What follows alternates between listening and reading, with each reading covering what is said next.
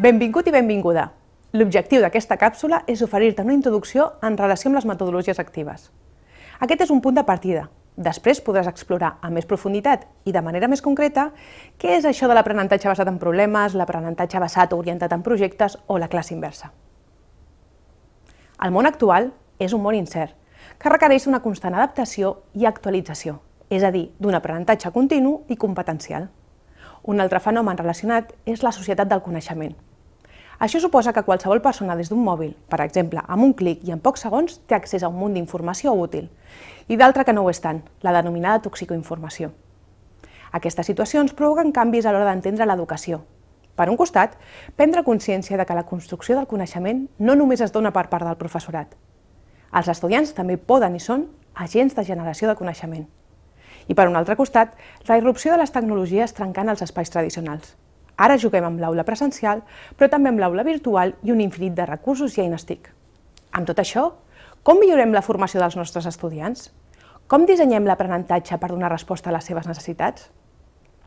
Una proposta i una resposta del marc Evolució. L'educació del futur i del present requereix una actualització constant que passa per introduir noves metodologies docents a l'aula. I per què noves metodologies? Doncs fa més de 40 anys que la recerca en educació, i en especial la neurociència, ens aporta evidències de la necessitat d'un canvi de model. Quan parlem de metodologies docents, ens referim a la manera d'impartir l'assignatura. Les metodologies articulen tota l'assignatura de manera seqüencial i ordenada, i es reflecteixen en el pla d'aprenentatge. Ens ofereixen un enfocament sobre el rol del professor, rol de l'estudiant, tipus d'activitat o l'avaluació, entre d'altres.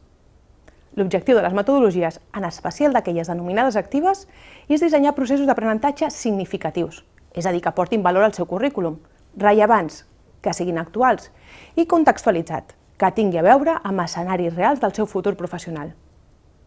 Si parem la mirada de les metodologies actives, aquestes estan directament connectades al perfil competencial que necessiten els estudiants al món actual, és a dir, en allò que saben fer un cop dominen el contingut i en la capacitat de seguir aprenent. Les metodologies no són excloents. A una assignatura podem fer-ne ús de vàries, tot i que és recomanable no més de dues. Per acabar, i com hem comentat, les metodologies són estratègies globals, holístiques i integrals. No és només una activitat. Un exemple clar és l'estudi de cas que es confon entre metodologia i activitat. Les metodologies actives poden definir-se com a processos interactius d'ensenyament-aprenentatge, fonamentats en la comunicació activa i en la interconnexió entre el professor, professora, els estudiants i el material didàctic. I què significa? Doncs un canvi del rol de l'estudiant. És un paper participatiu i col·laboratiu, d'aquí hauria d'augmentar la motivació.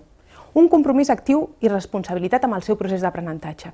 I sobretot l'ús de competències generals, transversals i específiques. I si l'estudiant és al centre, quin és el rol del professor o la professora? Doncs sobretot d'acompanyament i orientació, de facilitar i generar el contingut, de dissenyar l'itinerari d'aprenentatge de l'estudiant i, el més important, el seguiment i el feedback, que pot ser presencial, virtual, asincrònic, individual o grupal. Podeu consultar a la web de Docència Híbrida on trobareu la selecció de les 8 metodologies actives del model d'evolució.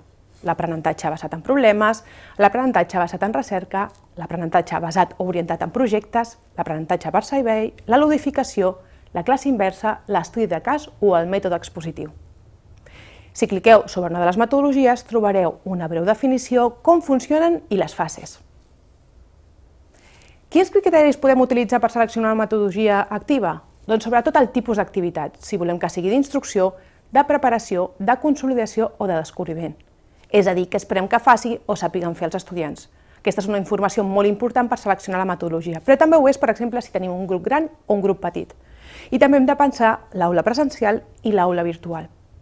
I un dels punts més polèmics és la dedicació de l'estudiant, és a dir, trobar un equilibri entre hores i criteris, i sobretot els crèdits.